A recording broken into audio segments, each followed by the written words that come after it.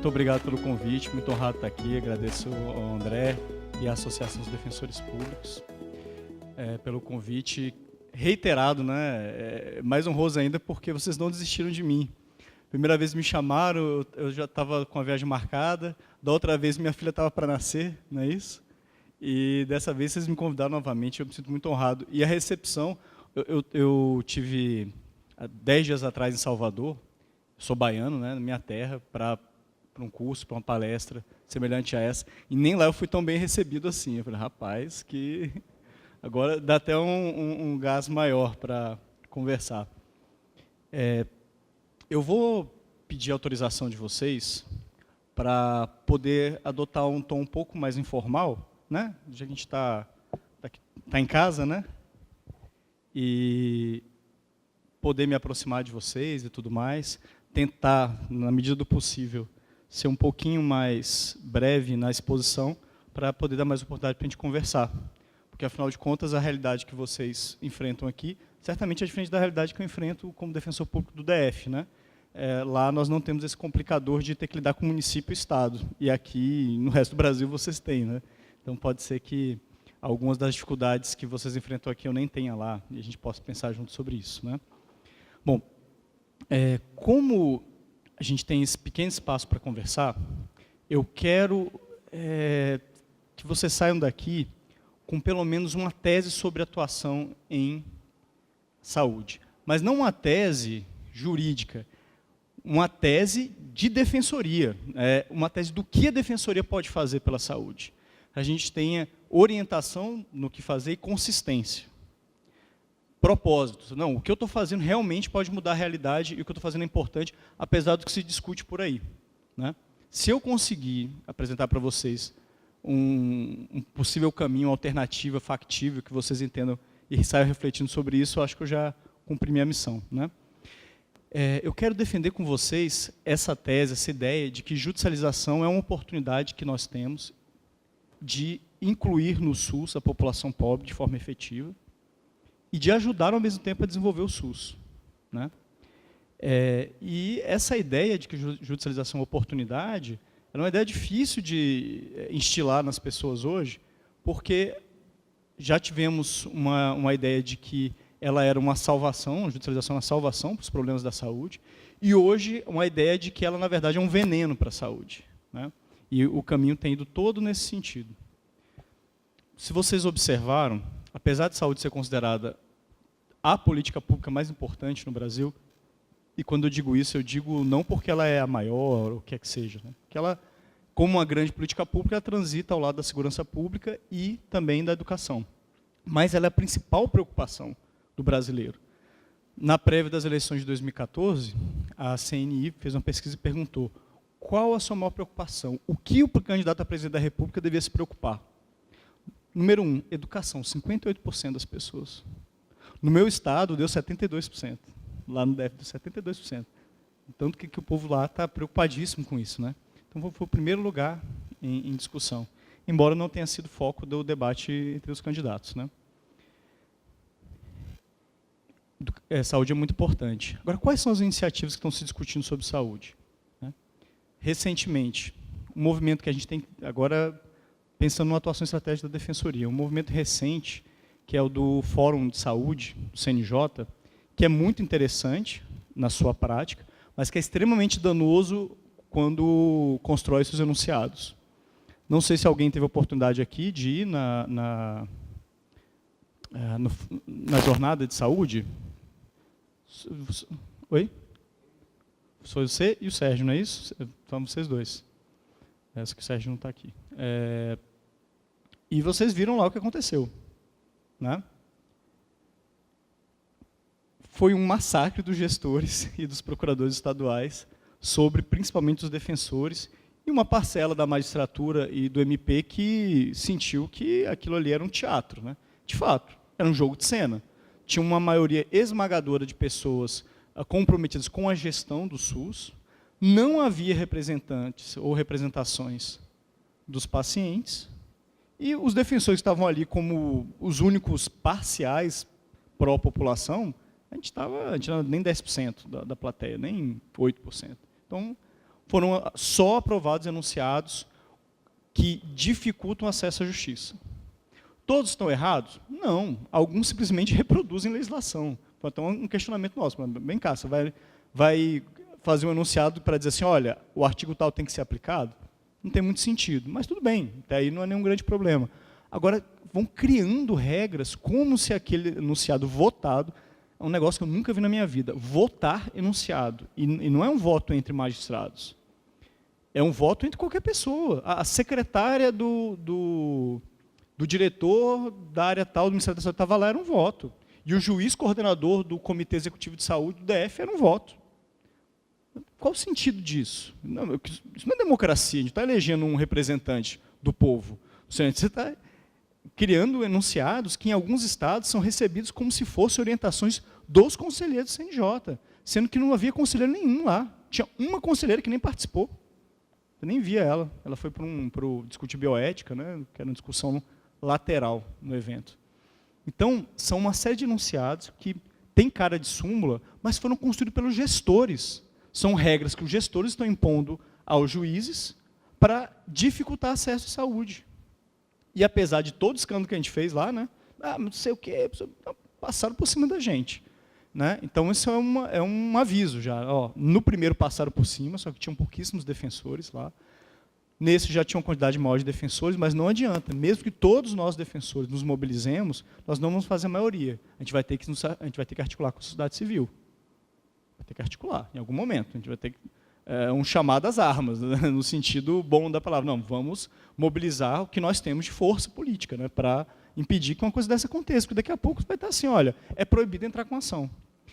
E isso não está longe de acontecer. Vocês viram a Agenda Brasil, que é patrocinada pelo Renan Calheiros? 3 itens lá sobre saúde. Ele falou genericamente sobre financiamento. Eu quero saber o que ele vai falar sobre financiamento, sendo que financiamento da saúde tem uma emenda constitucional recente que trata de financiamento, tal. Tem normativa recente. Prejudicial, o SUS, diga-se de passagem. As projeções de recursos para a saúde de 2015 e 2016 são decrescentes. Vai voltar a ter um ganho real em 2017. Não, 2017 estabiliza, 2018 para frente começa a ter um ganho. Né? Então, a gente está mais subfinanciado do que estávamos. Né? Primeiro, sobre financiamento. A segunda, graças a Deus, pelo jeito já foi enterrada, que é de cobrança pelo acesso ao SUS, que é terrível, né? Porque o SUS é universal, e é bom que assim seja. E a última é a proibição das liminares. Vocês viram isso? Está lá, na Agenda Brasil, proibição de liminares. Cada hora é uma coisa, de tratamentos experimentais. Aí tem hora que é tratamentos experimentais e tratamentos não homologados pelo SUS. E a última vez que eu li já era tratamentos muito onerosos. E o que é um tratamento muito oneroso? Um transplante é muito oneroso, mas o SUS tem que fazer. Né? Um tratamento de coagulopatia também é. Então vejam que a gente está num contexto muito complicado. E eu estou falando no contexto nacional. Né? Muitos estudos acadêmicos contrários à judicialização. Estudos acadêmicos nas revistas especializadas e artigos pseudo-acadêmicos que saem em jornal, né, o Globo, né, tal, falando que a judicialização é um problema. Isso começa a contaminar o judiciário. Pelo menos no DF, eu já observo um movimento de maior dificuldade em obter liminares e tudo mais. Bom, esse é o cenário em que eu quero discutir com vocês uma mudança de orientação nossa, que não é nenhuma ideia divina, não, é uma ideia muito terrestre, que assim, olha, vamos tentar nos articular com isso aí e tentar atender melhor o nosso assistido, para que ele consiga acessar os serviços e, ao mesmo tempo, fazer com que os serviços funcionem bem, que o SUS se desenvolva adequadamente. É essa tese que eu quero desenvolver em 5 momentos. Por que 5 momentos? Porque não adianta só falar dela se a gente não falar de pressuposto. Para entender o problema da judicialização hoje, o fenômeno social, que é a judicialização da saúde, a gente precisa entender, primeiro, como o SUS, não é nem como o SUS, como a saúde pública evolui no Brasil até hoje. Depois a gente tem que entender, e a segunda parte que eu quero falar com vocês, da genealogia da judicialização. Como surgiu a judicialização? O que é isso? Por que surgiu? Qual é a mãe e qual é o pai da judicialização? Né? Depois, eu quero defender essa tese com vocês, e para defendê-la, eu quero qualificar o debate, qualificar um pouco mais alguns pontos do debate e separar o joio do trigo da argumentação que se tem tanto no nível acadêmico quanto na discussão judicial. E, por fim, sugerir algumas ações que a gente pode tomar, né, para um encaminhamento para o futuro da atuação da defensoria, né, a partir de exemplos que nós já temos hoje, claro. Né. Vou falar da primeira parte. O sistema de saúde que hoje nós vemos, ele reflete uma estrutura que, embora se tenha se desenvolvido, tenha ampliado, nós estamos um estado moderno, que tem um serviço de saúde moderno, mas que ele reflete uma coisa que está desde a origem, que é uma tensão entre inclusão e exclusão. Quem recebe o serviço de saúde e quem não recebe. Né? Todo mundo tem direito à saúde, mas a gente conhece pessoas que não conseguem ter acesso. Gente que precisa fazer uma cirurgia no quadril e está esperando 2 anos. Dá para dizer que essa pessoa tem direito à saúde? Formalmente. Agora, materialmente, ela não tem. Ela não tem acesso ao efetivo direito à saúde, ela não tem garantia de efetivação desse direito. Né? Bom, esse SUS universal que nós temos hoje, que pelo menos garante essa inclusão formal, ele só surge em 88. Durante toda a história do Império Brasileiro, antes a história do Brasil colônia, ele é marcado por uma exclusão completa das classes mais pobres em relação ao serviço de saúde. Basicamente, não existia um serviço de saúde. A saúde, ela tinha 2 formas de acesso. Ou a solidariedade social, no sentido de a família se ajudar, né? Uma família ajudar a outra, a família se ajudar dentro dela, ou a aristocracia rural, os senhores de engenho, né? Os senhores dos cafezais paulistas, né? Que tinham um séquito, né, ao seu redor, tinham influência, né, nos pequenos feudos deles e proviam alguns serviços, principalmente de segurança e de saúde. Né? Era uma espécie de proteção social muito, muito, muito horizontal. E que excluía boa parte da população negra e índia e da população mestiça. Em verdade, até ali, vocês podem ver isso em Oliveira Viana, no discurso dele, né, e nos estudos do Gilberto Freire, e um pouco também no Sérgio Buarque de Holanda, como, na verdade, durante até o início do século XIX, no século XX quase, até em 1900 alguma coisa, se conectava muito a doença à raça. A sífilis é um problema do mestiço. Ninguém entendia que, na verdade, vinha o europeu, o branco, para cá, tinha relações sexuais com as negras e as índias aqui e disseminava a sífilis. Não. Como o filho deles nascia com as marcas da sífilis, né, o fenômeno da sifilização da população brasileira, ele achava que o problema era um problema de raça, as raças inferiores que causavam doenças, notadamente as raças que não eram brancas, né, todas as outras eram inferiores. Né. Essa ideia racialista conduzia a uma clara dicotomia de tensão de inclusão e exclusão. Incluídos estavam os brancos, excluídos o resto, porque são as raças degradadas, degeneradas. Né? Isso evolui no início do século XX, né, ali na República Velha, com os estudos sanitaristas no mundo, e no Brasil, notadamente, você tem no Rio de Janeiro o Oswaldo Cruz, né, mas outros também, né, que começam a trazer essas ideias de organização sanitária da população, para várias coisas. A primeira é para evitar pandemias. Começaram a ver que quando tinha uma epidemia, pegava em branco também. Né? Então, calma aí, não é só um problema da raça, existe um outro componente aqui de salubridade da organização do espaço urbano. Né? Isso começa a evoluir também para uma ideia de que não apenas temos que evitar as epidemias, nós temos que também manter uma rigidez do corpo de trabalho. E daí vem o salto de mudança na saúde. Né? Até esse momento, a única forma de ter acesso à saúde era ou pelos vínculos de caridade social, ou pela caridade que as elites faziam através das Santas Casas de Misericórdia. Né? Não sei se se tem Santa Casa de Misericórdia aqui em Porto Velho. Por exemplo, na Bahia tem acho que a primeira Santa Casa de Misericórdia do Brasil. Tem uma discussão se é em Santos ou em Salvador. A de Salvador é de 1549. Tem uma Santa Casa lá, o Hospital São Cristóvão, que existe, ele existiu até o final do século XIX e mudou para um outro hospital chamado Santa Isabel, que existe até hoje. Existe hoje, você vai lá no Hospital Santa Isabel, que é um hospital que remonta a uma origem de 1549. E os registros de atendimento desse Hospital São Cristóvão, que é um dos mais, talvez o mais antigo do Brasil, junto com esse de Santos, mostram que mesmo nesses locais de atendimento beneficente, de atendimento de caridade pública, davam-se o jeito de atender os brancos e não os negros. 15% só dos atendimentos eram para negros. Então, até na caridade pública, voltado para a população pobre, havia exclusão. Então, essa exclusão que a gente vê hoje aqui no hospital, que a gente vê no centro de saúde, de filas de 1 ano para os nossos assistidos, e fila de 1 dia para quem conhece o médico, para quem conhece o enfermeiro, né, para quem conhece o político. Né. Isso aí, esse sistema de 2 portas, que hoje muitos acadêmicos acusam que a judicialização abre um sistema de 2 portas, esse sistema de 2 portas ele começou em 1549.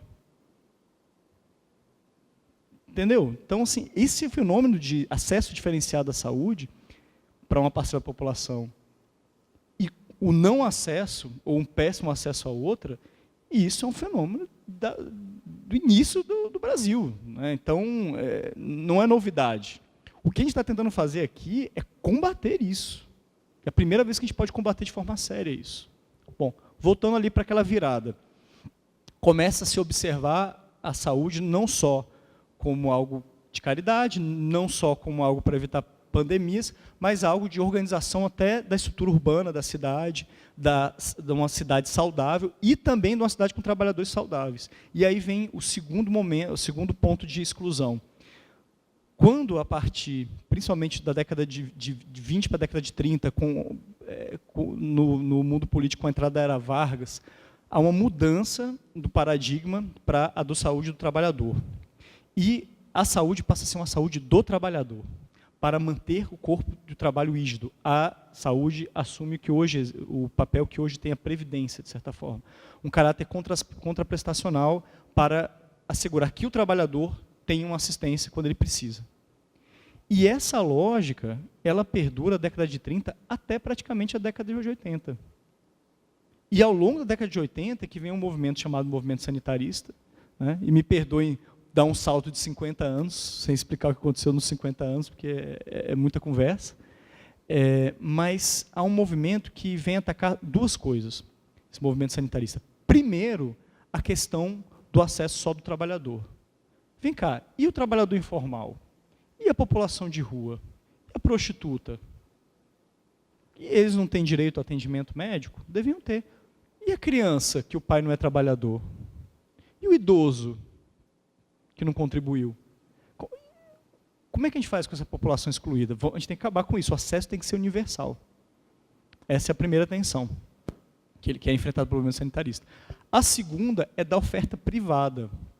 Durante, principalmente, o governo militar, o Estado oferecia saúde, principalmente seus trabalhadores, mas a oferta do serviço era privada. O financiamento era público, mas a oferta é privada. O que criava, como cria hoje, todo tipo de distorção. Então, esse foi o segundo ponto de ataque do movimento sanitarista. Não, vamos dar acesso universal e vamos ofertar serviço público de saúde. Embora existisse a ideia de acabar com a saúde privada no Brasil, isso não aconteceu. No artigo 199, lá continua a possibilidade de atendimento pela iniciativa privada. E a atuação da iniciativa privada como algo complementar ao SUS. Ou seja, o Sistema Único de Saúde criado, universal no seu acesso e igualitário na oferta do seu serviço, deveria ofertar a maior parte do serviço e, eventualmente, utilizar a saúde privada para complementá-los, que é uma coisa que não se vê hoje em todo lugar. Tem estados como Alagoas, como Rio Grande do Sul, São Paulo, de certa forma, em que a oferta privada de serviço é muito maior que a oferta pública. Ou seja, o SUS funciona como um centro de contratos. Faz contrato, fica contratando serviços dos hospitais privados. Não oferta ele mesmo serviço. Diferente do que acontece, por exemplo, no Amazonas. O Amazonas tem uma oferta muito grande de serviço pelos próprios hospitais e centros de saúde do Estado. né?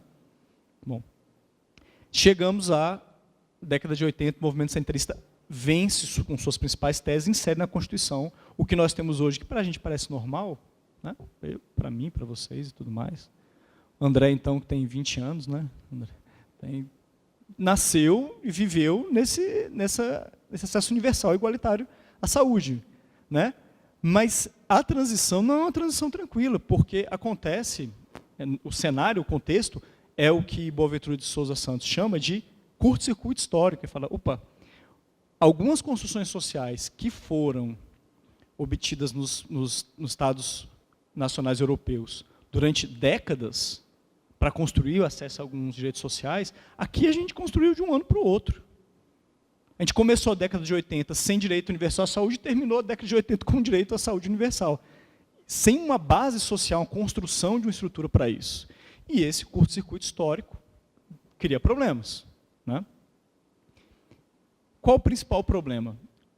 É um descompasso entre o que se espera desse serviço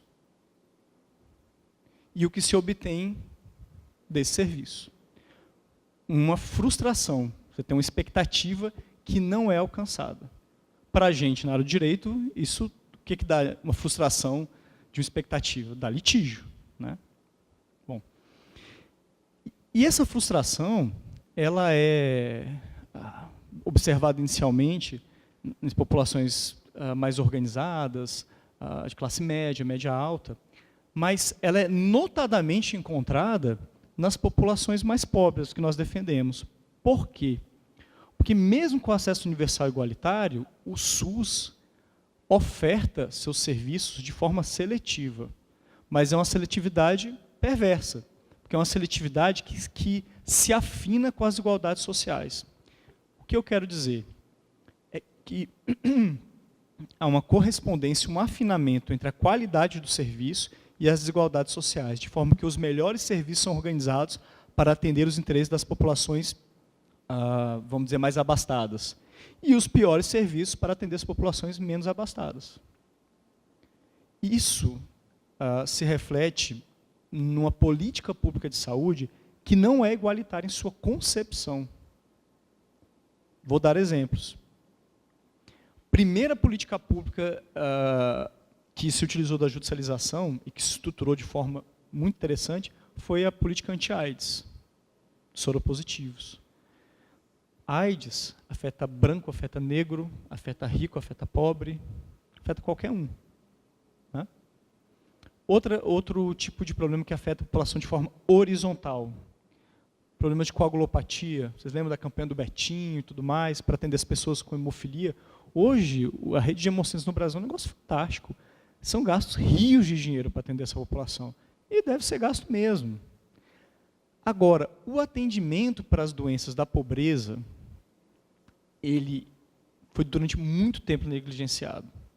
Para atendimento de problemas ligados principalmente a péssimas condições sanitárias, verminoses, tuberculose, hanseníase.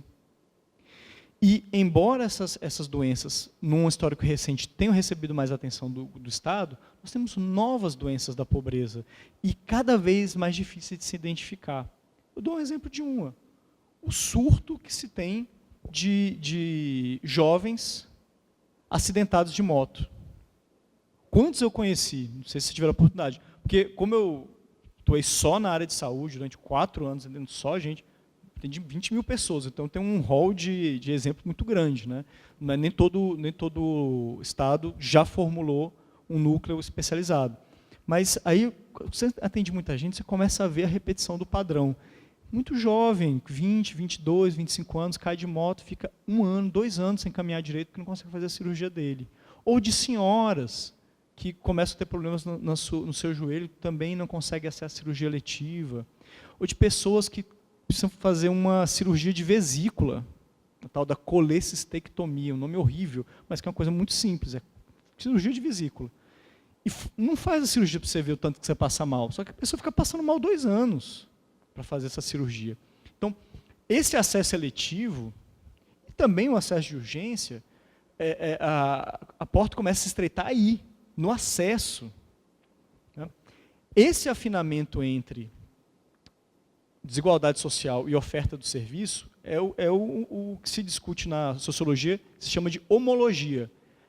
É o fenômeno da homologia. E no Brasil isso é muito claro, né?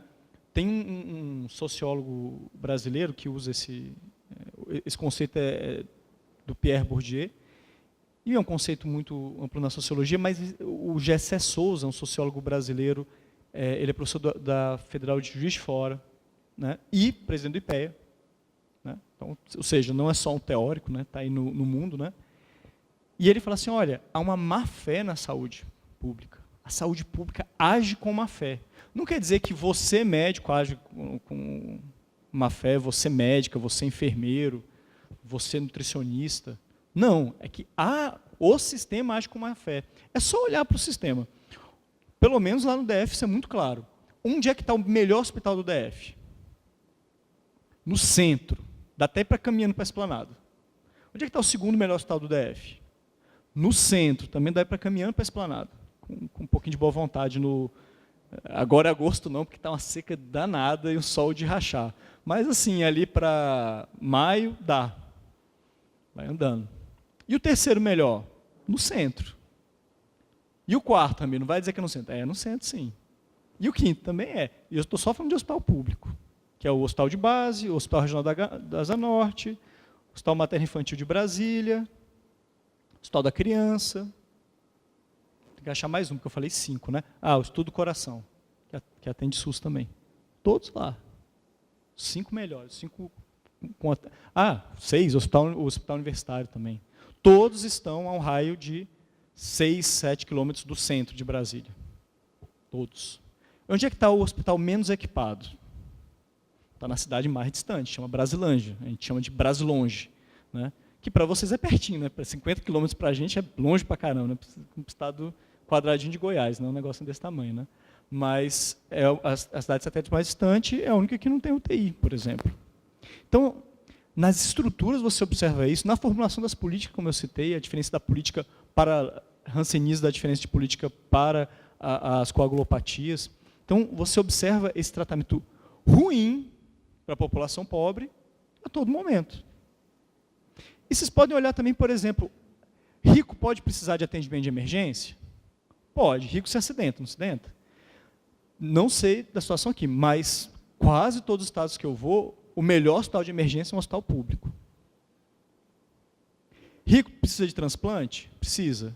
O Brasil tem um excelente atendimento de transplante. Rico precisa de consulta? Não, ele tem um plano de saúde dele, o plano de saúde dele cobre. Né? Então, as consultas são difíceis. Eu já peguei caso de fila de 8 anos para uma consulta com um neurologista. 8 anos. E de consulta de 2, 3 meses para descolamento de retina. Mas se não fizer em uma semana o atendimento, a pessoa fica cega. Mas a fila é de 3 meses. Rico precisa de consulta oftalmológica na rede pública? Precisa não, tem no plano de saúde. A gente vive hoje uma coisa que o Mangabeira Unger chama de apartheid da saúde, em que você tem um aprofundamento de uma diferença de acesso, em que 25%, na verdade um pouquinho mais, dá 26 e alguma coisa por cento da população, o que dá hoje mesmo, dá mais ou menos 50 milhões e 600 mil pessoas que têm acesso a algum tipo de plano de saúde, 1/4 da população brasileira, e os outros que não têm. E cada vez mais, esses 50 milhões que têm, não se sentem pertencentes mais ao SUS. E, se do aspecto macro está acontecendo esse apartheid, a gente vê uma campanha, ao lado dessa campanha de migração para fora do SUS, existe uma campanha de desqualificação no SUS na microfísica, no dia a dia, entre as pessoas. Não sei se vocês tiveram essa experiência na área de família, de ver uma discussão de alimentos em que o pai e a mãe discutem como fundamental o plano de saúde da criança. E que o juiz ou o promotor fala assim, opa, calma aí, você vai deixar a criança desassistida sem plano de saúde? Olha que nível a gente chegou. Entendeu? Deixar seu filho sem um plano de saúde e sendo atendido pelo SUS é deixá-lo desassistido. Olha, gente, isso é muito importante. Esse processo de descrédito gradual do SUS junto à população. E esse descrédito, ele se dá também porque atende mal a população pobre. Quando a população mais abastada, que poderia usar o SUS, mas não usa porque pode pagar seu plano, quando ela vê que tem uma fila de 20 pessoas para um atendimento com um médico, ela diz, eu não posso me submeter a isso. Então, o descrédito é duplo, descrédito é com a população pobre e reflete também na população com dinheiro, né? Vou até passar um dado para vocês sobre isso, não sei se a melhor hora é essa. Vou falando as coisas, só ver se eu falei tudo. Faltando uma coisa só. Bom. Qual o problema? Por que o SUS é assim? Né? Aí vem sempre o mestre dos magos e fala assim, o problema, dinheiro tem, não tem a gestão, o problema é a gestão. Dá vontade de dar um prêmio para uma pessoa dessa, porque é a mesma coisa do médico que fala que você está com a virose. Né? Para toda a política pública social, o problema não é de dinheiro, é de gestão. Mentira! Falta muito dinheiro. E eu não estou falando só da saúde, não. Educação é a mesma coisa, segurança pública também. Né? A saúde brasileira, pública, é subfinanciada, sim. Então, vamos conhecer a realidade. Quando o gestor fala, gente, o negócio é que a gente não tem dinheiro, é verdade. Você não vai deixar de entrar com ação por causa disso, mas é importante que você compreenda a situação deles. Eu vou dar um exemplo que é muito interessante, que é a comparação internacional. Né? O Brasil gasta perto de 8% do PIB com saúde.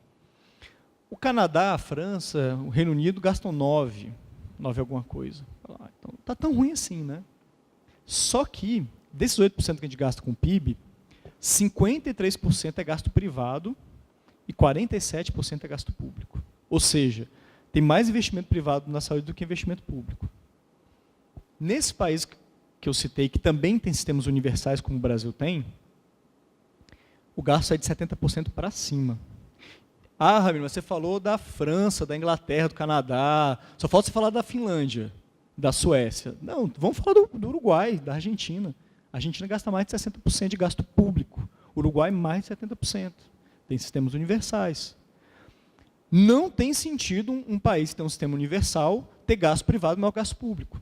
Sabe que país do mundo tem um gasto percentual público-privado igual ao nosso? Estados Unidos. Estados Unidos tem sistema universal? Não. Mas os Estados Unidos tem um sistema que é uma maravilha. Vamos então ir para o lado. A gente está encaminhando para o caminho certo. Pareceu os Estados Unidos. Péssimo. Os Estados Unidos gastam hoje quase 17% do PIB deles com saúde. Não, desculpa, quase 18% do PIB deles com saúde. 18%. E projeção de chegar a 20%. E não tem a melhor saúde do mundo, mas nem de longe. Perde para todos esses países que eu citei. Canadá, Inglaterra, França, Japão. A qualidade do gasto americano é péssima. Eles alcançam os mesmos resultados que a gente no tratamento de diabetes, gastando 10 vezes mais. Então, a gente está indo para o caminho americano, de aumentar a oferta privada, financiar majoritariamente pela iniciativa privada, e aumentar cada vez mais o gasto com saúde. E vai chegar onde os Estados Unidos está, que gasta com saúde, gasta, eles não sabem para onde vão, porque a saúde deles é ruim e muito cara. Né? Então, bom, alguém está contando meu tempo? Só para eu ter uma ideia. Quanto tempo ainda tem? Deixa eu acelerar então. Porque essa parte é a parte mais legal, né, gente? A parte de entender o contexto, né? Acaba se empolgando. Vamos voltar para a judicialização. Nesse contexto que a gente vive, um contexto em que tem um SUS subfinanciado, com problemas de gestão, com problema sério de seletividade nas políticas públicas, que são piores para o pobre, melhor para o rico, para deixar muito claro. Né? E esse problema de expectativa de atendimento gera judicialização. Começou nos anos 90, principalmente com o movimento dos soropositivos, e foi se estendendo. Começou ali entre 2000 e 2001 a ganhar algum corpo isso. Em 2005, 2004, que é quando eu tive o primeiro contato, 2005, comecei a pesquisar essas coisas, já era uma ação a cada 2 dias que a gente recebia. Uma ação aqui, outra ali e tal. Hoje, cada 2 dias deve receber umas 4, 5 por dia sobre saúde. Né? Muito. foi muito interessante ver no início que havia um encantamento do juiz com aquilo, né? Meu Deus, minto, havia um estranhamento. O que é isso? O cara quer que eu mande pagar um medicamento de 30 mil reais para ele, pagar um tratamento no hospital privado, porque o SUS não tem? Que estranho. Soava para o juiz um pedido de um tratamento barato ou caro na saúde, assim como soaria estranho para vocês um pedido de uma mãe com 3 filhos que solicita uma casa para morar. Eu, Dona Maria, tenho 3 filhos, Joãozinho, Joana e Pedro. Meu esposo faleceu, eu sou empregado doméstico, tenho uma renda muito pequena, moro numa casa de 1 cômodo, quente, terrível, péssimas condições de habitação sem esgoto. Entro com ação porque eu tenho direito à moradia, que está na Constituição, e eu quero uma casa com 3 quartos. Vou botar as 2 meninas num quarto e o menino no outro. Né? Algum juiz deferiria isso? Mas nunca, né? Ele fala assim, defensor doido é esse, vou mandar ele para a corregedoria. Né? Só que a gente faz isso na saúde. Não faz? Você fala do medicamento X, que não tem no SUS, não tem política pública nenhuma, e pede baseado no direito à saúde que está na Constituição. Qual a diferença de natureza jurídica entre esse pedido do medicamento que não está inserido no rol do SUS e o pedido da casa? Nenhuma. Nenhuma. Os dois você está se baseando num direito abstrato, uma expectativa abstrata que a Constituição te dá. A diferença é que, como era a saúde, pega no coração do magistrado. Né? Dworkin tem um texto sobre isso muito interessante. Ele fala sobre a ideia do princípio do resgate, a ideia de que, dominante na área de saúde, de que devemos fazer qualquer coisa e gastar qualquer coisa para garantir a saúde dos indivíduos. E isso, esse treinamento inicial se converteu num encantamento. Não, meu Deus, eu posso salvar essas vidas, vamos dar liminar, vamos salvar vidas. O juiz descobre que ele assinando um papel, uma criança que ia morrer não morre. Ou uma pessoa que ia morrer em 1 mês, morre em 6, porque tem outro tratamento lá, paliativo para ela. É uma coisa que chama muita atenção. Só que a coisa foi crescendo, espalhando. E nós tivemos crescimentos nos últimos anos de taxas muito acima de taxas chinesas, crescimentos de 70%, 80%. Deixa eu ver um dado aqui. A situação dos tribunais entre 2012 e 2014, o investimento total do Ministério da Saúde no atendimento às decisões saltou em 2012 de 367 milhões para 844 milhões em 2014. Em 2 anos, um aumento de 129%. Pensa, em 2 anos, um aumento de 129% na demanda de uma política pública. É claro que o Ministério da Saúde dá uma maquiada legal, ele põe aqui como gasto alguns serviços que são padronizados pelo SUS que ele devia fornecer. Aí não fornece e põe aqui na custa judicialização. Mas ainda assim, é algo que chama muita atenção. No DF mesmo, eu acompanhei entre 2011 e 2014 um crescimento de 300% na procura. A gente atendia 800 pessoas mês, com 3 defensores. Não, com 4 defensores, a gente atendia 300 pessoas mês. Hoje se atende 2.200 com 3 defensores. Cada defensor tem que trabalhar 3 vezes mais do que trabalhava, e não era pouco, há 3 anos atrás, 4 anos atrás. Todo esse excesso de judicialização, ele foi criando, pouco a pouco, em todos os lugares, a ideia de que precisa de critérios. Não se pode, de qualquer forma, ofertar serviço de saúde que se pede na ação judicial só porque um médico assinou o nome dele lá. E esse sentimento foi crescendo. E a ideia de busca por critérios hoje já está chegando perto da ideia de evitar o acesso. A gente saiu da fase do encantamento, do estranhamento para o encantamento, e a gente está entrando na fase da insensibilidade, da jurisprudência defensiva, pelo menos lá no DF, o juiz da Fazenda declinando competência para o juiz do juizado e ninguém quer julgar a ação. A gente está entrando numa fase de que os juízes não querem mais julgar a saúde. Essa é a minha impressão. De quem acompanha, e esse aqui é o 7º estado da federação que eu venho para conversar com as pessoas sobre isso. E se a gente não se inserir, não perceber esse movimento, a gente vai ser levado pela correnteza. Né? Tem que perceber que, se permanecermos vendo judicialização da saúde, a atuação da Defensoria na Saúde como uma atuação de pegar a prescrição médica, fazer uma ação baseada lá no artigo 196 da Constituição e dar entrada em juízo, isso pode dar certo mais algum tempo. Em Brasília já não está dando mais, porque lá a gente judicializa há muitos anos, em grande volume, né? Esse caminho vai ser interrompido, essa porta vai se fechar. Então, a gente tem que começar a perceber outras formas de lidar com isso, né? Deixa eu ver se eu esqueci alguma coisa importante. Não esqueci. Bom, daí é que eu falo para vocês da ideia da judicialização como oportunidade. Por quê? Porque, regra geral, normalmente a judicialização ou é vista como uma bênção ou como um veneno, como eu coloquei no início. Se vocês pegarem os estudos acadêmicos mais recentes, quem faz a avaliação dos dados e emite um juízo de valor sobre isso, está dizendo que judicialização cria um acesso diferenciado, cria injustiça, desestrutura o sistema, permite um acesso inadequado e permite que quem já tem recurso, quem consegue ter um advogado, consiga mais acesso à saúde do que os outros. Eleva os gastos, impede que políticas públicas estruturantes sejam realizadas. Essa é uma crítica muito geral. E, claro, ainda existem as pessoas que dizem, não, a judicialização é bom, é uma forma de garantia de direitos, é uma forma de acesso, né?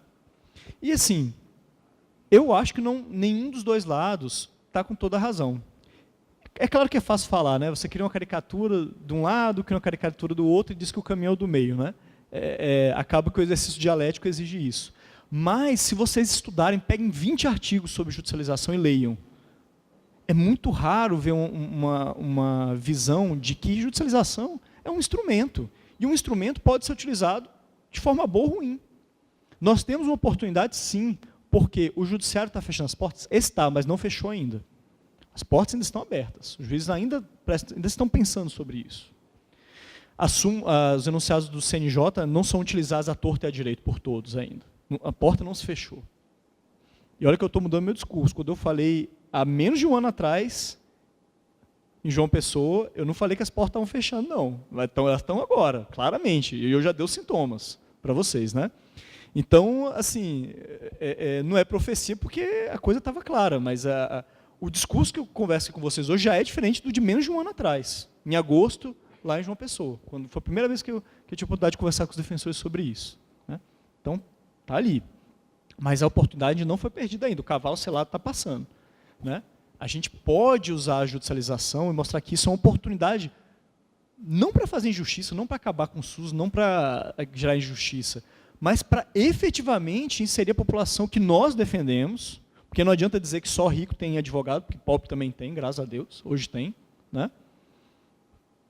Somos nós, dá acesso a pessoas que nunca tiveram esse acesso, porque não tem condições de se articular, formar grupos de pressão e pressionar por políticas públicas. Todas as políticas públicas são estruturadas mediante grupos de pressão, movimentos que se articulam, né? Foi assim com o tratamento para diabetes, foi assim com o tratamento para soropositivos, foi assim com o tratamento para as coagulopatias, é assim com o tratamento para câncer, que continua se estruturando. Agora, a população que nós atendemos não consegue se articular politicamente. Não existe associação da senhora de 60 anos com pseudoartrose do quadril, que estão em casa sofrendo de dor. Tem várias. Agora, elas não têm uma associação para fazer pressão. Então, a única caixa de ressonância que elas têm para serem ouvidas pelo Estado somos nós. E o judiciário é uma caixa de ressonância para elas, quando nós ajuizamos ações, ou quando nós entramos com um pedido administrativo. Então, nós podemos dar voz a quem não tem voz. É essa oportunidade que a gente não pode perder, de dar voz a quem tem voz e dar acesso a eles ao serviço de saúde, só que seguindo a lógica do SUS. Seguindo a lógica do SUS, porque o SUS tem que funcionar, né? Não adianta você pedir para prender o secretário, o subsecretário, todo mundo para atender sua cliente, que no dia seguinte você tem mais 10 pessoas para atender, mais 20 pessoas para atender. O SUS tem que estar funcionando. E esse é um compromisso que a Defensoria tem que ter, diferente do advogado que só atende uma pessoa. Para ele, se o cliente dele for atendido, ele pode até ter uma consciência, uma preocupação cidadã, mas a missão dele é atender aquele cliente. A gente não. A gente atender aquele cliente, sim, mas a gente tem que fazer da melhor forma possível para que o SUS permaneça em pé para atender todos os outros milhares de pessoas que vai atender nos dias seguintes. Né? É isso. Bom, vamos falar um pouco agora já no quarto momento de qualificação do debate, que a gente já está fazendo aqui. A primeira coisa que eu queria desmistificar do debate é o debate da elitização. Não existe elitização do acesso à justiça onde há defensoria. Isso aí, tem artigos ainda escritos sobre isso, principalmente em São Paulo, mas não. Dá para entender isso há 10 anos, quando o São Paulo não tinha defensoria, dá para entender isso em Goiás, que tem uma defensoria que está nascendo ainda, em Santa Catarina, no Amapá, mas não dá para entender isso aqui, não dá para entender isso na Bahia, não dá para entender isso no DF, onde tem defensoria que atende quase todo mundo. Né? Lá, 95% das pessoas são atendidas pela defensoria. 95% das ações são patrocinadas pela defensoria no DF. 95%. 19 em cada 20. Não há elitização no acesso. Todo mundo tem acesso. Pobre, rico, branco, negro, índio, mulato, japonês, todo mundo tem acesso. Né? Esse é o primeiro fenômeno que tem que ser colocado de lado.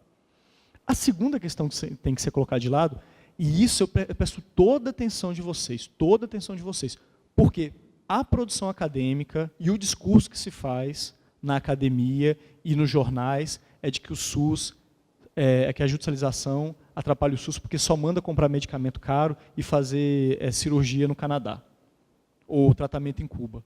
Mentira. Mentira, porque vocês podem fazer as estatísticas de vocês, porque as nossas lá também mostram isso. Tem pedido de medicamento? Tem, mas nem todos são de alto custo.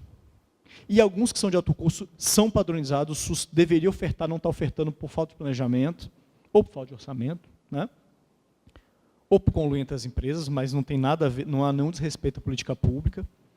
E grande parte dos atendimentos, a maioria esmagadora dos atendimentos tem a ver com serviços públicos que o SUS tem, mas não oferta em quantidade. São consultas que o SUS oferta, mas muito pouco. Então, tem filas de 2 anos. São cirurgias que o SUS oferta, mas poucas. Então, tem filas de 1, 2 anos. São exames que o SUS oferta, mas são poucos. O problema hoje principal que leva o nosso assistido a nos procurar são não os serviços que o SUS não oferece, são os serviços que o SUS oferece, mas em quantidade menor. Oferece de forma ineficiente. Não há regra geral de respeito às políticas públicas na nossa atuação. Só que a produção acadêmica, os jornais, quando vão falar, a agenda Renan e tal, eles vão falar o quê? Não, os medicamentos de alto custo estão acabando com o SUS. Os medicamentos importados, o canabidiol. Não é verdade. Conta quantos atendimentos que você fez para pedir uma cirurgia no joelho, uma cirurgia ortopédica, e quantas vezes você pediu canabidiol importado. Né? Só que contamina a visão que você tem sobre judicialização esse discurso de que o problema é medicamento de alto custo. Não é verdade.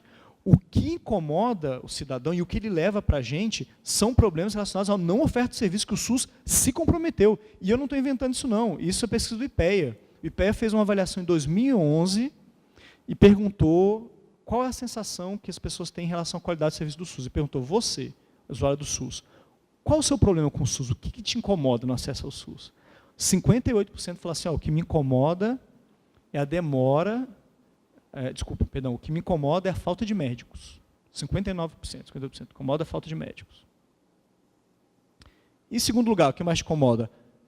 Demora para atendimento na emergência. Na emergência não tem atendimento. Em terceiro lugar, o que te incomoda? Esses foram 34%, né, falaram isso. Em terceiro lugar, 33% falaram, não, o que me incomoda é a demora para as consultas nos postos de saúde. Juntos três, o que eles estão reclamando? Falta de médico é o quê? Eu vou, não tem médico, não sou atendido.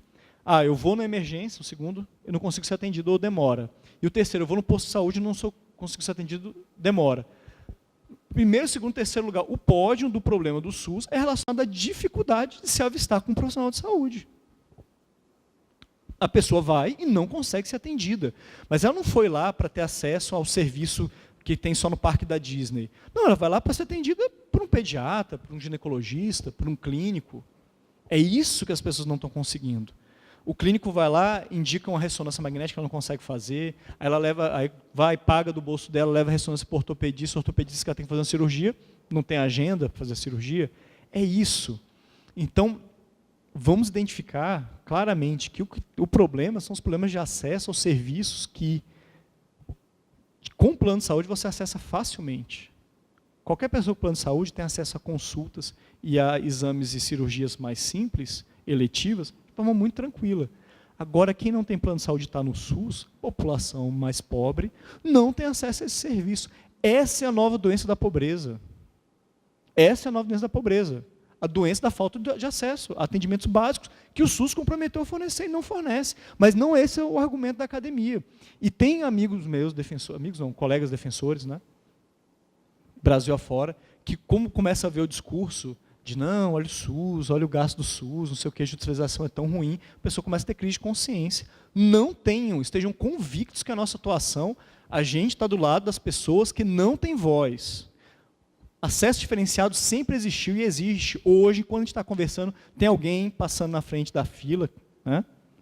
Na fila porque conhece um médico, conhece um enfermeiro, conhece um político. Nesse momento, alguém não está sendo atendido porque o outro está sendo atendido por acessos de segunda porta, por formas diferenciadas. Nesse momento, todo o Brasil, já foram 20, desde que a gente começou a falar aqui, né?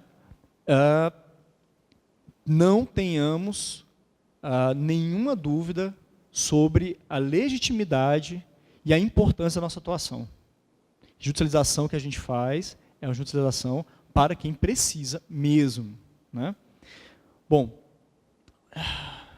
outra coisa que se discute muito, a questão das filas. Eu introduzi essa conversa. A primeira questão, se eu falar sobre as filas, é essa permeabilidade das filas.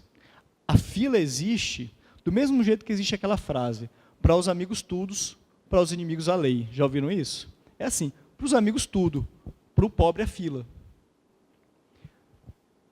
Eu tenho experiências pessoais de conseguir atendimento, porque eu conheci alguém. Eu, com 18 anos, estagiário da defensoria, um colega meu, o pai dele era vice-diretor do melhor hospital de lá público.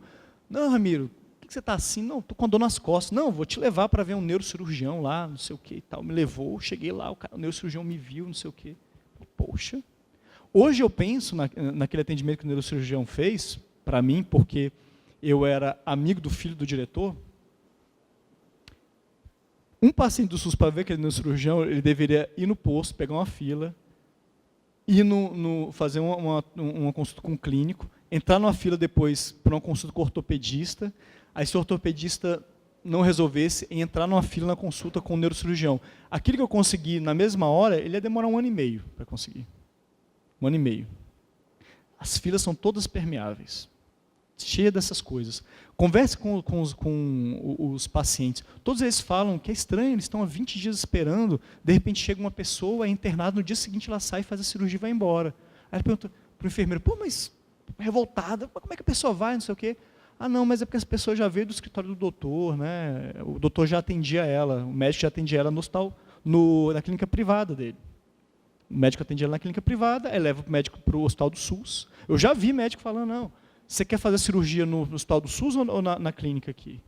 Né? Aí pagou um honorário para ele por fora, vai e faz lá no SUS. Também em tom informal, já me contaram que em um hospital de Brasília, à noite eram feitos os exames cobrados. A máquina não funcionava à noite, eles ligavam a máquina, funcionava à noite, e os funcionários cobravam pelos exames e faziam os exames. Cobravam mais baratinho e cobravam pelos exames. Assim, história para contar tem, para deixar muito claro que essa fila não existe, claramente. Ela serve para criar um óbice ao acesso à população pobre. Agora, não, mas não é bem assim, tem fila que anda, que caminha. Tudo bem, de fato. Né? Quando, apesar dessa permeabilidade, tem que se ter uma organização, uma fila. Mas a fila, a gente não deve parar, não deve esquecer, né, que existe um conceito de fila. Fila é um negócio, você entra, aqui a fila, né, ela vai ali, né? Você tem um tempo para chegar lá. Uma fila de 2 anos fazendo cirurgia não é uma fila, é um depósito. E raramente, quando eu falo que tem uma fila de 2 anos, eu digo que essa fila de 2 anos, porque hoje eu estou no mês de agosto de 2015 e eu vou ser atendido em agosto de 2017, então são 2 anos. Não, a pessoa não tem ideia de quanto tempo vai ficar esperando. Ela vai, o médico passa a cirurgia e fala, vai lá marcar. Ela vem para marcar, vamos marcar a cirurgia? Vamos. quando é que vai ser minha cirurgia? Ah, não sei. Volta para casa que a gente avisa, tá? Aí a pessoa fica esperando 1 ano e meio, pela bendita ligação para vir fazer a cirurgia. Isso acaba com a pessoa, porque não há nenhuma perspectiva de atendimento. Isso não é fila, isso é depósito. Depósito é o lugar onde você põe uma coisa e quem sabe um dia você vai pegar ela de volta. Fila não. Fila é um negócio onde há uma sequência, as coisas vão acontecer e uma previsão de quando aquilo vai terminar. Tem início, meio, fim, e você vê qual é o fim da fila. E o início da fila também. Né? Então, eu sei que muitos de vocês podem ter alguma crise de consciência em relação à questão da fila, principalmente nas questões da UTI, mas tenho certeza de que se vocês não lutarem contra essa fila, para desqualificá-la como fila e qualificá-la como depósito, e a partir daí mudar a realidade, a gente não vai conseguir mexer nessa realidade. Tem mais uma coisa também. Ah, Ramiro, mas tem pedido nosso em que a gente solicita medicamentos que não estão no rol do SUS. É verdade. E em algumas situações dessas, a gente acaba agindo e atrapalhando a vida do SUS mesmo, criando um obstáculo, fazendo eles comprarem alguns medicamentos que sequer têm eficácia comprovada. É ruim mesmo. Mas tem casos que não. Tem vários medicamentos e terapias e exames que não eram fornecidos e que passaram a ser depois da judicialização. Dou um exemplo, Palivizumab. Vocês já ouviram falar, é uma vacina para criancinha que nasce com problema respiratório. E ela não pode ter gripe forte. Então, todo o período dos 4 meses em que há a circulação do vírus sinal, ela tem que tomar essa vacina. Cansei de entrar com essa ação. O médico do SUS recomendava, entrava com a ação. Né? Aí, 3 anos depois, 4 anos depois, é que resolveram incorporar o SUS. Pergunta, eu estava errado quando eu estava entrando com a ação antes? Ou era o SUS que não tinha sido diligente na atualização da sua política? Eu ia esperar as crianças morrerem, várias, até que o SUS resolvesse incorporar? Não. Mesma coisa para os medicamentos da hepatite C, Telaprevir, Boceprevir, que foram incorporados depois de pressão via judiciário e mostraram-se muito eficazes. Outras coisas, exames também, um exemplo é o PET-CT, que não pode ser usado de qualquer forma, mas tem situações de câncer que tem que ser PET-CT. Brasília foi ter um PET-CT agora, um PET-CT na rede, ação para conseguir PET-CT, né, o exame. Vamos falar, UTI, ação para UTI. Não, Ramiro, mas a fila da UTI tem uma injustiça, com a pessoa passa na frente e tudo mais. Só que depois que a gente começou a judicializar, criaram uma central de regulação de leite de UTI, mais que dobraram, no último governo, mais que dobrou o número de leitos. Se a gente não botasse a pressão via ação judicial, não caminharia a política pública. A política pública hoje, depois da mão da judicialização, melhorou. E, em verdade, você pegar qualquer área em que há uma judicialização um pouco mais extensa, a política pública anda melhor. A gente conseguiu isso em ressonância magnética também lá. A única questão é que, de fato, há uma discussão complicada é o uso desses medicamentos experimentais. É realmente uma discussão complicada. E tem que ser muito bem avaliado no caso a caso. Muito bem avaliado e cuidadoso. Mas este problema é uma parte do problema, e não todo. E cuidado para não tomar o todo pela parte. Né?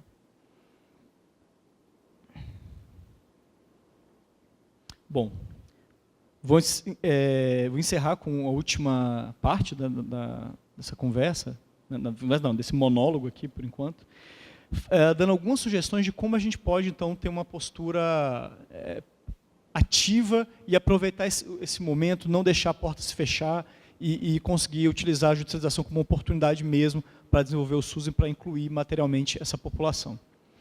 Primeira coisa, nós temos que nos capacitar. Nós temos que, para lidar com o SUS, conhecê-lo.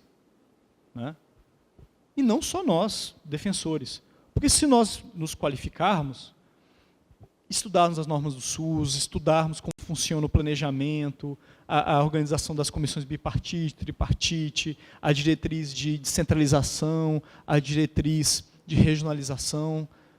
Se a gente entender isso, a gente vai melhorar a sua atuação? Vai. Mas a melhoria vai ser parcial se promotores e juízes também não se qualificarem. Né? Então, o sistema de justiça tem que qualificar. Nós temos que fazer a nossa parte, claro, mas estimular os colegas que eles se qualifiquem também, o Judiciário e o Ministério Público. A segunda coisa é que a gente tem que atuar e tentar preservar, sempre que possível, a lógica do SUS. O SUS tem uma lógica, tem diretrizes, ele se organiza, portas de entrada, atuação em níveis de complexidade, referência contra referência dos serviços, regionalização, divisão de competência entre municípios, estados e União. Então, se a gente puder atuar para reforçar, fazer com que continue andando, né, essa máquina, tanto melhor. Né? Por exemplo, a pessoa vem da iniciativa privada para você com um pedido de usar o medicamento Lucentis no olho dela. Você vai entrar com ação já para pedir o Lucentis? Será que não dá para tentar que um oftalmologista do SUS, especialista em retina, veja antes o paciente para saber se é realmente o caso de usar esse medicamento? Né? Respeitar essa questão de avaliação por um especialista, para depois passar para a medicação. Né? É um exemplo que pode ser feito. Né? Não vou poder me aprofundar em razão do tempo que a gente tem. Aumentar a interface de nós, defensores, com os gestores. Isso pode se dar de várias formas. Uma delas, eu não sei se está aqui instalado, o Comitê Executivo de Saúde. Vocês estão com ele instalado? Comitê Executivo de Saúde? Tá, né? É um lugar excelente para duas coisas. Primeiro, fazer a integração, conhecer os gestores, trocar telefone, entender a realidade deles, ir visitá-los, eles visitarem vocês e criar uma rotina de trabalho. Né? Que, inclusive, pode ser uma rotina de trabalho informal. A gente tem, estava dando um exemplo do Lucentis, a gente ficava nessa situação, vi uma pessoa dizendo que tinha que aplicar um trem no olho, e em uma semana senão ficava cega. Aí eu conversei com a chefe da área de oftalmologia do hospital que ficava perto da gente e falou, de duas uma, ou eu pego isso e entro com ação, porque eu não vou ficar aqui com a responsabilidade de uma pessoa ficar cega na minha mão, ou você avalia o paciente. E se você indicar outra coisa, tudo bem, você é a médica do SUS. Aí ela, não, ok, toda sexta-feira tem 2 vagas para vocês, pode mandar. Aí a pessoa chegava com aquilo, eu mandava para lá, eles avaliavam se era ou não era Lucentis, e encaminhavam para o tratamento correto. Né? Se eu mandasse essa pessoa para o atendimento normal, posto de saúde, aí inserir no sistema, 1 ano ela estava atendida, ou seja, ela está atendida e cega. Né? Então, por causa de uma rotina informal, de uma médica conhecida no fórum de saúde, a gente evitava 2 ações, 3 ações por semana. Né? Se você pegar cada ação custa R$5.000, são R$10.000 por semana, R$40.000 por mês. Né? Só com as consultinhas. Né? Outra coisa que é muito importante desses fóruns, a tentativa de resolução coletiva, mas sem necessidade de ação civil pública. A gente tem várias situações lá em que a gente via um problema repetidamente acontecendo, percebia que era um problema coletivo, levava, discutia no ambiente do fórum, e apesar de alguma demora e tudo mais, tem que ter um pouco de paciência, a coisa melhorava. E, embora demorasse um pouquinho para conseguir resolver, era muito mais rápido que uma ação civil pública, nem se fala. O fetiche que a gente tem com a ação civil pública é injustificado, porque eu vejo a ação civil pública sendo muito útil, eu vejo, não opinião, estou vendo acontecer, ela é muito útil nas obrigações de não fazer. Não faça. Você pare de contratar médico por esse regime aí, tem que fazer concurso. Pare de pagar cirurgias diretamente, você tem que pagar por hora extra. Pare de fazer isso, pare de contratar essas próteses que estão caras. Aí a ação civil pública serve muito. Só que esse trabalho de fiscalização da forma do uso do dinheiro público, ela não é nossa, é do MP. Aí para eles é útil a ação civil pública para não fazer. Para a gente só interessa a ação civil pública para fazer na área de saúde, né? Algumas áreas diferentes, né? Para evitar derrubada de moradia popular, alguma coisa assim, pode servir a de não fazer. Mas na saúde serve a de fazer. E a ação civil pública para fazer, ela raramente tem uma efetividade. Quase sempre a efetividade dela é abrir um espaço de diálogo político. Quase sempre. Só que isso é traumático. Né? Então, deve ser utilizado, se já não for possível, abrir um espaço político no fórum para isso. Então, essa é uma outra grande utilidade. Criação, apesar do fórum dessas rotinas informais, muito importante. Uso dos sistemas de informação da Secretaria de Saúde, se vocês puderem ter acesso ao sistema de UTI, para ver a regulação de UTI, aos sistemas de consultas, tem um sistema nacional chamado CISREG, que alguns estados usam, ter acesso a sistemas, você acessa, vê, às vezes você consegue já dar uma informação que a pessoa precisaria passar 3, 4 horas no posto de saúde para conseguir, e não conseguia, em algumas situações, porque encontra uma pessoa que não está muito afim de atendê-la. Isso também é uma possibilidade da atuação, melhora a nossa atuação bastante. No momento de entrar com as ações, tentar direcioná-las, se isso não for prejudicar sobrebandeira o paciente, para quem tem a competência para fazer aquilo. Ou seja, se é um medicamento de atenção básica, voltar para o município a ação. Se é um medicamento do componente especializado e que é de responsabilidade do Estado, direcionar o Estado essa ação. Tentar utilizar a lógica do SUS a favor dele mesmo, né? E assim, se for possível, tem algumas experiências interessantes de atuação extrajudicial, e se vocês puderem sempre atuar tendo como foco que a atuação extrajudicial, ela na área do SUS, ela é mais célere, mais eficiente. Isso é uma diretriz assim que não tem o que dizer, né? As experiências lá em Brasília, no Rio Grande do Norte, em São Paulo, no Rio de Janeiro, todas elas vêm mostrar que há um ganho de celeridade para o paciente, há uma diminuição do custo com as ações, há uma recuperação da confiança do paciente com o SUS e há um distensionamento da relação da Defensoria com a Secretaria de Saúde. Porque o tensionamento ele é presente. Por mais que você resolva extrajudicialmente, vai ter um momento de entrar com a ação.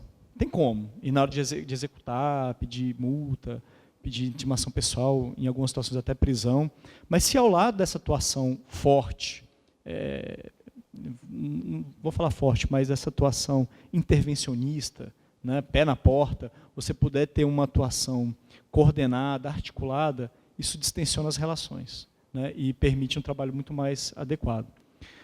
Senhores, falei bastante, tentei trazer o máximo de conteúdo nesse pequeno espaço de tempo, agradeço muito e estou aqui aberto para a gente poder conversar, tirar dúvidas e acrescentar alguma coisa. Obrigado.